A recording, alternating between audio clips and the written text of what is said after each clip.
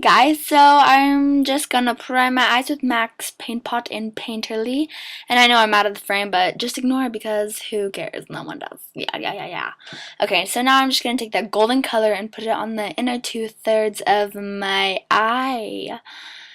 And yep, that's just what we're gonna do. Okay, so just do that to the other side as well. Now I'll take that coral color and put that on the outer third of your eye. And I'm pretty much taking forever, but you know, that's just how we do it. It's just what we do. Now just do that to the other side, because if you didn't, then that would look freakishly weird.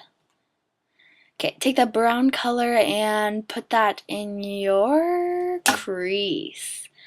And yep, that's just, we're creasing it. Other side, and now we're taking that white matte color and putting that on my brow bone and to highlight my face, and then I'm going to put it on my inner corner to brighten up my eyes. And now I was going to take that gel eyeliner and line my tight line waterline and just really close to my lashes, but the footage got lost, and I was also going to put mascara on. Yep, but FML. Bye.